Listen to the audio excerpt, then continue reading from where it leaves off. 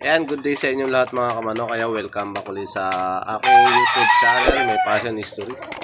Ayan, bali ngayon mga kamano, i-update ko kayo ngayon sa aking backyard. Pati na rin dun sa sinali natin sa exam nung nakaraang linggo. Ayan, i-update ko kayo ngayon. Bali wala tayong pasok ngayon mga kamano, kaya ito kapag video tayo ng ating mga alaga. Holiday ngayon, kaya wala tayong pahinga tayo ngayon.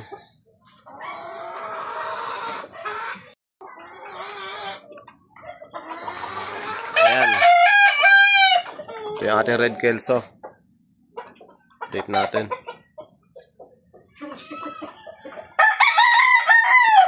Red kelso natin, biboy lines, tsaka itong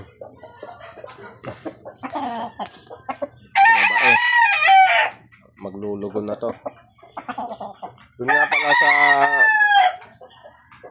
sinali natin sa exam, yung bulik mga kamanok, hindi po siya nakapasa. Yung bulik natin na yung bulik natin na magulang, yung 2 years may gitna yan, hindi po siya nakapasa mga kamanok. Bali yung kapares niya, hindi naman natuloy yung laban kasi umayaw yung manok nung kapares. Kaya ayun, isa lang yung nasali natin sa exam. Hindi man lang tayo nakabawi. Bali yung dalosapi, dinala ko na doon kay kay Ray Katoka. Siya na yung magkukondisyon nun ng dalosapi. Bali sasali namin sa 2 hits. Ayan, mapapansin nyo, wala na dito yung dalosapi. Pula. Ito yung bulik. Bali itong bulik na to, stag lang to. Hindi ito yung bulik natin. Binigay lang din sa atin to ni Ray Katoka, itong bulik na to. Bali, update ko ngayon kay GB Marte. Ayan, naglulugo na siya. Molting na siya mga kamanok. Dami nang nalaglag. Grabe laki ng mga paa niya.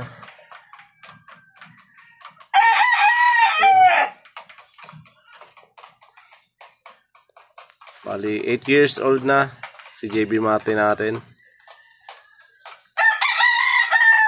3 times winner. Ayan, sana magamit pa natin ngayong susunod na breeding. Parami natin ito. Ayan, ito naman yung Boston natin na naka-cross sa red kelso. Palugo na rin to. 1 times winner natin to mga kamanok. Ayan,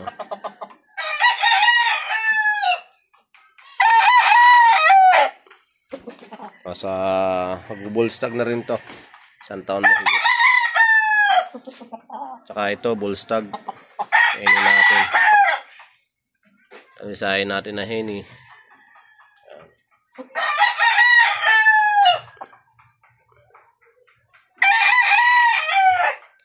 Red kelso natin.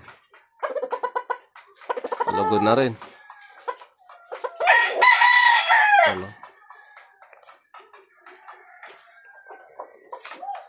Yung ating raptor.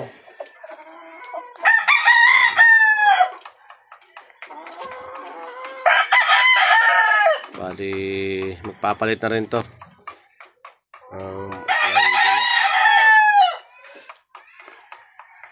Yan, ito naman yung anak ng red kelso natin, naka-cross sa Gilmore sweater. Yan, susubukan natin kung maganda ba yung kakalabasan. Bali nagmana sa tatay niya, white legs. Ayan, kamukha nung red kelso natin. Ito yung tatay niya. Yan, ito yung tatay niya mga kamanok.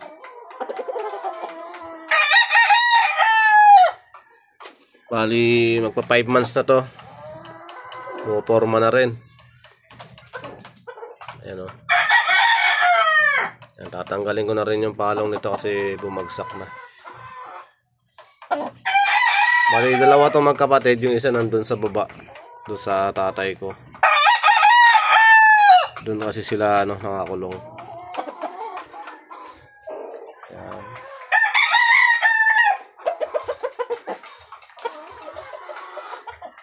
Bali, yung mga ibang kapisa natin nandun na rin sa baba.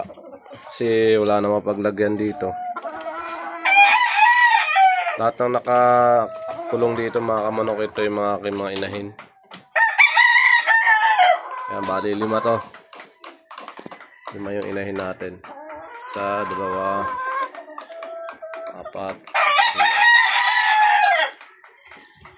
5. Ito naman yung ating anak nung talisayin.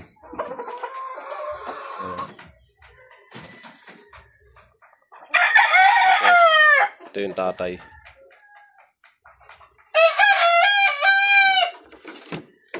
Ayan yung mga pasisiw natin na mga natira doon sa mga binenta ko. Ito, sa bayan niya to. Talisay. Talisayin din to. Babae to, mga kamanok.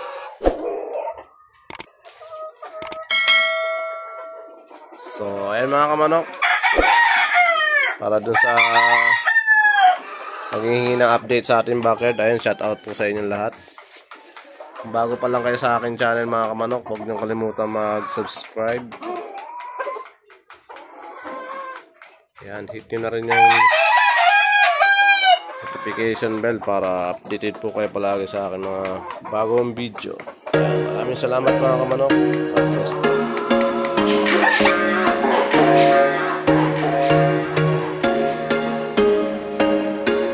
There was once a day that I would pray for you. I'd go and misbehave just so you'd notice too. Sneaking looks up and down from across the room.